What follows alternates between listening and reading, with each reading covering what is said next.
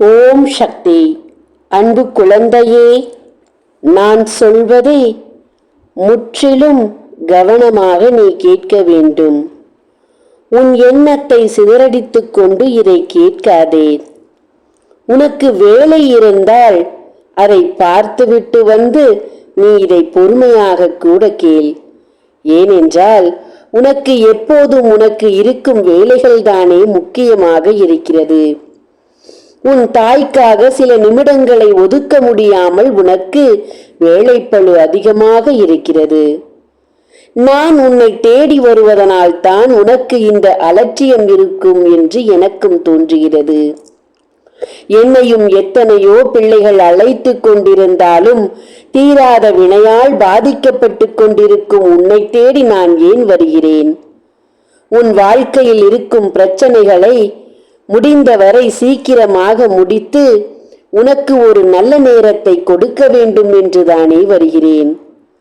உன் கண்ணீரை என்னால் பார்க்க முடியாமலும் உன் வேதனைகளை என்னால் தாங்க முடியாமலும் தான் உன்னை தேடி தேடி வருகிறேன். ஆனால் உனக்கு மற்ற விஷயங்களில் இருக்கும் கவனம் என் விஷயத்தில் நீ சிதறடித்து விடுகிறாய்.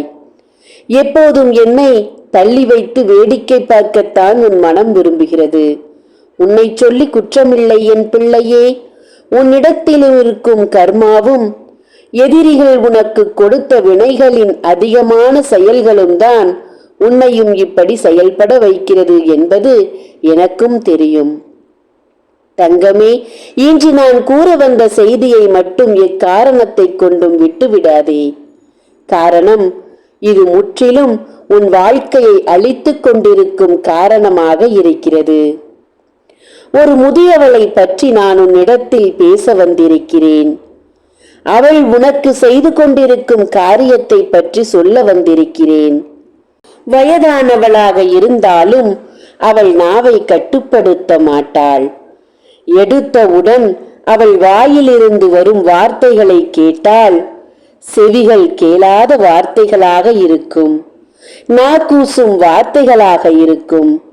இப்படியே பேசி பழகிய அவளின் எண்ணத்தை தெய்வத்தால் இனி மாற்ற முடியாது. அவளுக்கு நரகம் காத்திருக்கிறது கண்மணியே.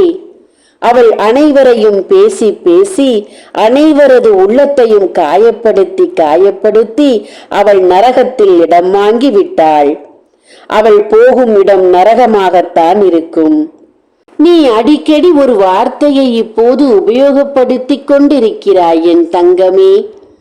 வாழும் நாட்கள் அனைத்தும் நல்லவனாக வாழ்ந்து செத்த பிறகு சொர்க்கத்துக்கு போய் என்ன பயன்?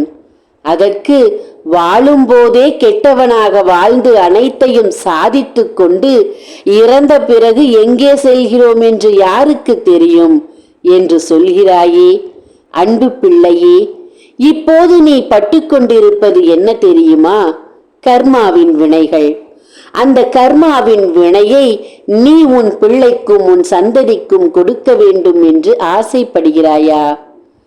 கெட்டவனாக வாழ்ந்து கொண்டிருப்பவர்கள் இப்போது வேண்டுமானால் சந்தோஷமாக இருக்கலாம்.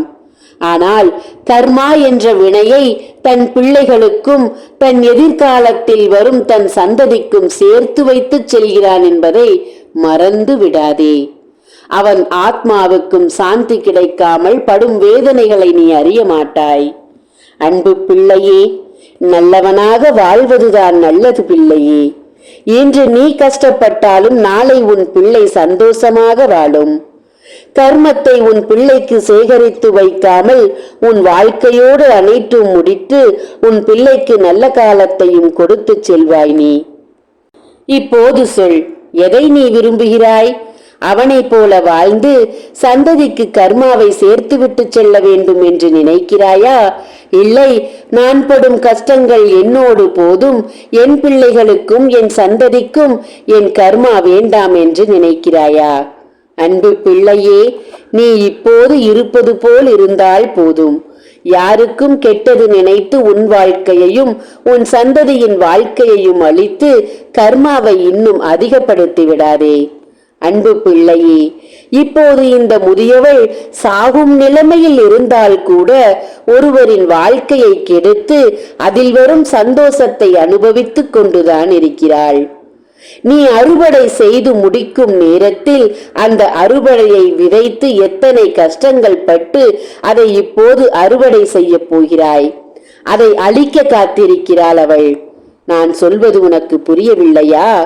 பிள்ளையே, உன் கர்மா முடிந்து உனக்கு நல்ல காலம் தொடக்கமாக போகிறது. உன் விதி மாறப் போகிறது. உன் வழியில் வேறு வழியில் வாழ்க்கை திரும்பப் போகிறது. அவள் இதற்காகத்தான் காத்திருக்கிறாள். நீ கஷ்டப்படுவதும் வேதனைப்படுவதும் எல்லாம் அறிவாள் அவள். ஏனென்றால் உன்னோடு ஒற்றி உறவாடிக் கொண்டிருக்கும் அவளுக்கு உனக்கு என்ன நடந்தாலும் தெரிந்துவிடும். இப்போதும் அனைத்தும் அறிந்த அவள் உன் வாழ்க்கையில் மாற்றத்தை அடையப் போகிறாய் என்பதும் அவளுக்கு தெரியும். காத்திருக்கிறாள், அழிப்பதற்கு காத்திருக்கிறாள். அறுவடை நாளன்று உன் கைகளில் நீ பெறப்போகும் நல்லதையும் தட்டிவித்து காலம் முழுவதும் இதுபோல வாழ்க்கையை வாழ்ந்து நீ சாக வேண்டும் என்று அவள் நினைக்கிறாள். படாத கஷ்டங்கள் பட்டு தாண்டி வந்து நல்ல நேரத்தை அடையும் நேரத்தில் அதையும் தடுத்து நிறுத்த காத்திருக்கிறாள் அந்த முதியவள். அன்பு பிள்ளையே, நான் ஒன்று சொல்லட்டுமா? என்னதான் உன்னிடம் உறவாடி கொண்டிருந்தாலும் உன் வீட்டில் அவள் பச்சை தண்ணி கூட குடிக்காமல் உன்னை வஞ்சித்துக் கொண்டிருக்கிறாள். நான் இப்போது சொல்லிக் கொண்டிருக்கும் போது உன் மனதில் ஒருவளின் முகம் தோன்றும். அவள்தான் அவள் என்பதை தெரிந்து கொள். எப்பாடுபட்டாவது புத்திசாலித்தனமாக நடந்து அந்த முதியவளை உன் இல்லத்திற்கு அழைத்து உன் கைகளால் தண்ணீரை கொடுத்து குடிக்கச் சொல்லேன் பிள்ளையே. அதோடு அவள் விதைக்கும் வினையை அவளே அறுப்பாள். உன்னிடத்தில் இருக்கும் அத்தனை வினைகளும் அவளை சேரும். உன்னிடத்தில் இருக்கும் அத்தனை கர்மாவும் அவளை சேரும். அன்றோடு உன் வினைகள் அத்தனையும் முடிந்து மறுநாளில் இருந்து புதிய வாழ்க்கையை தொடங்கப் போகிறாய். நான் யாரை சொன்னேன் என்பதை புரிந்து கொண்டாயா?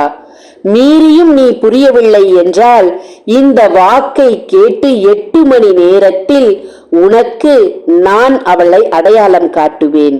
காத்திரு. நான் சொன்ன காரியம் உனக்கு நல்லபடியாக நடக்க வேண்டும். உன்னை நான் காப்பாற்ற வேண்டும். உன் நம்பிக்கையை எனக்கு காணிக்கையாக கொடு. உனக்காக நான் காத்திருக்கிறேன். ஓம் சக்தி. நன்றி.